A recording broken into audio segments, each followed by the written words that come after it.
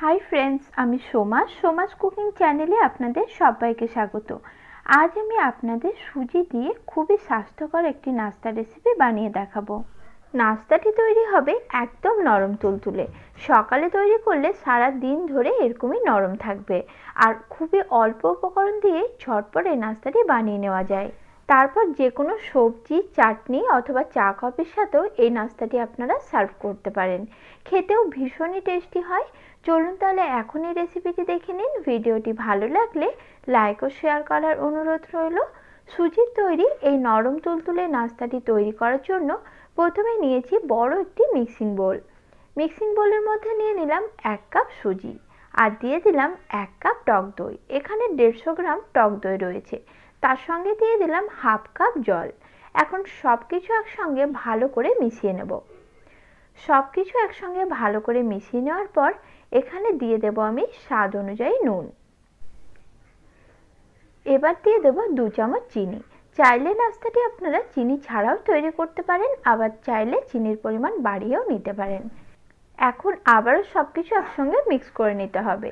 আর ব্যাটারটি যেহেতু অনেকটাই ঘন হয়ে গেছে, তাই এখানে আমি দিয়ে দিলাম আরও হাফ কাপ জল। 1 কাপ সুজির জন্য আমি এখানে 1 কাপ জল ব্যবহার করেছি, আর এরকম একটি ঘন ব্যাটার তৈরি করে নিয়েছি। ব্যাটারটি কিন্তু খুব বেশি পাতলা করে তৈরি করা যাবে না। এবার নিয়েছি একটি মিক্সির জার, আর মিক্সির জারের মধ্যে ব্যাটারটি আমি ঢেলে নিচ্ছি। তারপর এই ব্যাটারের একটা স্মুথ পেস্ট আমি তৈরি করে নেব। ঠিক এইরকমই একটা স্মুথ পেস্ট তৈরি করে নিতে হবে। সুজির এই ব্যাটারটি আমি মিক্সিতে দুবারে পেস্ট বানিয়ে নিয়েছি। এখন এর মধ্যে আমি অ্যাড করে দিচ্ছি হাফ চামচ বেকিং সোডা। আমি কিন্তু এখানে বেকিং সোডা ব্যবহার করেছি, বেকিং পাউডার ব্যবহার করা যাবে না। এখন ভালোভাবে ব্যাটারের সঙ্গে বেকিং সোডাটা মিশিয়ে নিতে হবে। যত ভালো করে মিক্স করবেন তত দেখবেন ব্যাটারটি ফুলতে শুরু করেছে। ফুলে ব্যাটারটি একদম ডবল হয়ে যাবে।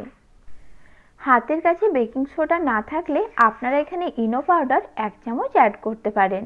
ইনো পাউডার দিয়ে করলেও রেজাল্ট খুবই ভালো আসে। যে কোনো টাইম হাজারো ব্যস্ততার মাঝেও ঝটপট এই নাস্তাটি আপনারা বানিয়ে নিতে পারেন, আর যে কোনো তরকারি অথবা চাটনির সাথে এই নাস্তাটি সার্ভ করতে পারেন।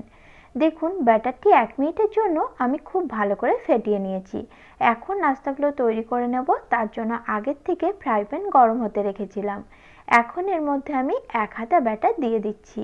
তারপর গ্যাসের ফ্লেম একদম কমিয়ে দিতে হবে, আর কয়েক সেকেন্ডের মধ্যেই দেখবেন নাস্তার উপরে এভাবে বাবলস তৈরি হচ্ছে। জাস্ট 1 মিনিট মতো অপেক্ষা করলেই নাস্তাটি তৈরি হয়ে যাবে। এই নাস্তাগুলো তৈরি করতে 1 মিনিটের বেশি সময় লাগে না। নাস্তার ওপরটা যখন দেখবেন শুকিয়ে আসছে আর নাস্তার নিচের দিকে হালকা লালচে রং এসেছে, সেই পর্যায়ে নাস্তাটা তুলে নিতে হবে। যদি দেখেন নাস্তাটি তাওয়ার মধ্যে লেগে আসছে, তাহলে অল্প একটু তাওয়ার মধ্যে তেল দিয়ে টিস্যু পেপারে মুছে নেবেন। তারপর নাস্তাগুলো বানাবেন, দেখবেন কোনোভাবেই কিন্তু তাওয়ার মধ্যে লেগে যাচ্ছে না। একই রকমভাবে সবকটা নাস্তা আমি বানিয়ে নিয়েছি, আর একদম নরম তুলতুলে নাস্তা আমার তৈরি। আজকের মতো নমস্কার বন্ধুরা।